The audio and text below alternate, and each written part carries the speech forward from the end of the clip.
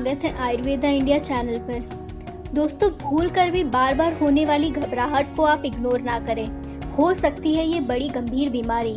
दोस्तों, अस्त व्यस्त लाइफस्टाइल और निरंतर बढ़ते मेंटल प्रेशर की वजह से इन दिनों तेजी से बच्चों समेत हर उम्र के लोग एंजाइटी की गिरफ्त में आ रहे हैं। यह ऐसा रोग है जिसकी वजह से पेशेंट को अपनी नॉर्मल लाइफ में भी जीने में परेशानी होती है। ऐसे में ज़रूरी है कि एंजाइटी के लक्षण नज़र आते ही उसका ट्रीटमेंट करवाया जाए। आज की प्रतिस्पर्धा वाली जीवन शैली और न्यूक्लियर फैमिली के बढ़ते ट्रेंड के कारण अकेलेपन से जूझते लोग, ईजफुल आइडल लाइफ प्रैक्टिस और अनहेल्दी डाइट के चलते लोग कई मेंटल डिसऑर्डर से सफ़र हो रहे हैं। इनमें से एक एंजाइटी भी है। इससे हर उम्र के लोग प्रभावित हो रहे हैं। ओवरवर्क प्रेशर के कारण और ज़्यादा सोचने से घबराहट होने लगती है और इस वजह से कई काम छूट जाते हैं। इसी तरह एक्स्ट्रा करिकुलम एक्टिविटीज़ का प्रेशर स्कूल जाने वाले बच्चों में भी एंजाइटी यानी घबराहट बढ़ा देती है। चलिए दोस्तों, जानते हैं कि क्या है ये एंजाइटी।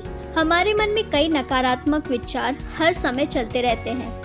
हमेशा अपने साथ कुछ गलत होने की आशंका, छोटी छोटी बातों को लेकर बेवजह घबराहट, बेचैनी, चिंता और डर में हम घिरे रहते हैं। यही दशा बढ़ने पर एंजाइटी रोग बन जाता है। एंजाइटी एक नशे की तरह है। कई बार आपको पता भी नहीं चलता कि बेवजह सोच की आदत के आदी हो गए हैं, लेकिन यह घबराहट जब इतनी बढ़ जाती है कि मरीज अपने पर्सनल या प्रोफेशनल काम पर ध्यान ही नहीं लगा पाता या रोज़मर्रा की काम भी नहीं कर पाता, तो ऐसी स्थिति को एंजाइटी डिसऑर्डर कहते हैं। घबराहट यानी एंजाइटी के क्या प्रकार हैं, जानते हैं। एंजाइटी के साथ मरीज को दर्द या अकड़ हो सकती है। यह दिल से संबंधित बीमारियों का पहला कारण भी बन सकता है। अगर एंजाइटी बहुत समय तक रहती है तो मरीज को डिप्रेशन, हाइपरटेंशन, ब्लड प्रेशर की समस्या होने लगती है। एंजाइटी कई तरह की हो सकती है, जैसे सोशल एंजाइटी। इसमें व्यक्ति को किसी अजनबी के साथ बात करने में बहुत घबराहट होती है। भीड़ वाली जगहों या सामाजिक समारोह में जाने से बचने की कोशिश करते हैं। पार्टी में लोगों से घिरे होने पर इस हद तक अनकंफर्टेबल फील करते हैं कि उनका पसीना छूटने लगता है, खांसी या हिचकी आने लगती है। Body image anxiety. यह एंजाइटी 18 से 35 वर्ष के युवा वर्ग में अधिक देखी जाती है। ये अपनी बॉडी की शेप, साइज, वजन, लंबाई को लेकर चिंतित रहते हैं। इतना ज़्यादा कॉन्शियस हो जाते हैं कि वे यहाँ तो बहुत ज़्यादा खाने लगते हैं या खाना छोड़ देते हैं। हेल्दी लाइफ नहीं जी पाते। Generalised anxiety disorder. मरीज को हर चीज़ में बेवजह नेगेटिव या ज़रूरत से ज़्यादा सोचने की आदत हो जाती है। उन्हें लगता है कि सारी समस्या उन्हीं से ही है और इससे वह असामान्य व्यवहार करने लगते हैं या अपने डेली रूटीन का काम ठीक से नहीं कर पाते। धीरे धीरे वे फिजिकली भी बीमार होने लगते हैं। उनकी इम्यूनिटी कमज़ोर होने लगती है और शरीर में दर्द, कमज़ोरी जैसी समस्या देखने को मिलती हैं। Obsessive compulsive disorder. इसमें मरीज लगातार चिंतित और भयभीत रहता है। इसमें अजीब आदतें विकसित हो जाती हैं, जैसे किसी व्यक्ति को सफाई की सनक हो जाती है और वो साफ सुथरी चीज़ों को भी बार बार पोंछता रहता है। तो दोस्तों, आप जानते हैं कि इसका उपचार क्या है। एंजाइटी के मरीज का ठीक होना इस बात पर ही निर्भर करता है कि एंजाइटी कितनी गंभीर है। बच्चों में रिकवरी जल्दी होती है और बड़ों में नहीं। मनोचिकित्सक मरीज की स्थिति के हिसाब से इलाज करते हैं। कॉग्निटिव बिहेवियर थेरेपी यानी CBT। इसमें मरीज के लर्निंग और थिंकिंग पैटर्न को चेंज किया जाता है। इसमें ब्रेन ट्यूनिंग एक्सरसाइज की जाती है। माइंड और थॉट एक्टिविटीज के जरिए मरीज को बिहेवियर मॉडिफिकेशन सिखाया जाता है। इससे उसे जटिल परिस्थितियों में तालमेल बिठाने और ब्रेन को शांत रखने में मदद मिलती है। Psycho analysis therapy. अगर मरीज अडल्ट है और उनके बचपन में कोई ट्रॉमा हुआ है तो उसे एक्सप्लोर करते हैं और उसे हील करते हैं। हाइपोथेरेपी और हिप्नोसिस थेरेपी। क्लिनिकल साइकोलॉजी की तरह हाइपोथेरेपी या हाइपोसिस थेरेपी भी प्रयोग की जाती है।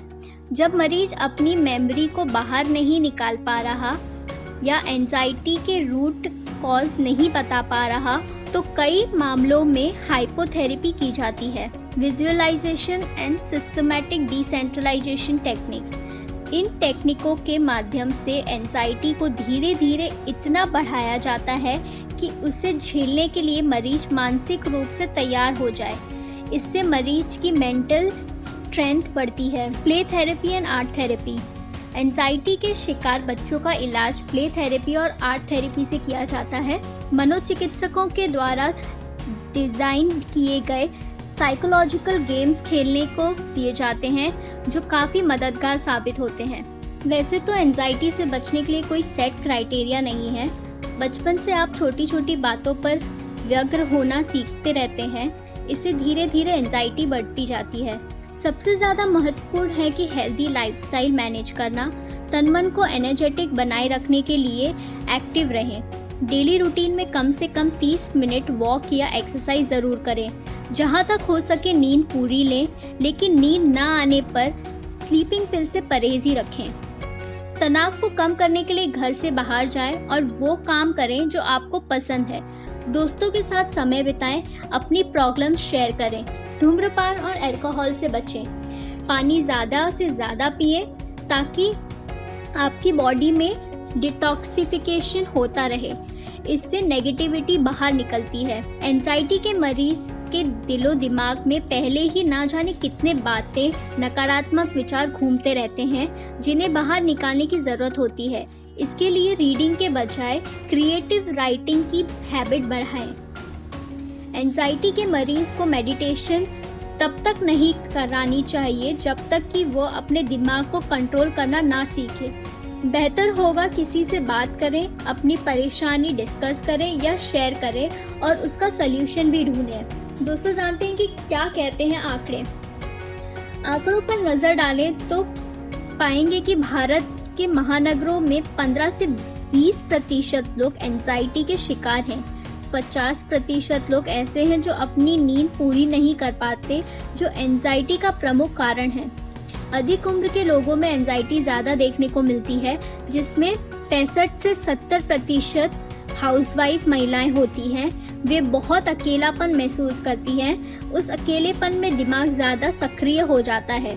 महिलाओं में यह एंजाइटी लंबे समय तक चलती है। पुरुषों में एंजाइटी का रूप महिलाओं से ज़्यादा गंभीर होता है। शॉर्ट पीरियड का होने के कारण पुरुषों में यह खतरनाक होता है और हार्ट अटैक जैसी बीमारियों का रूप ले सकता है।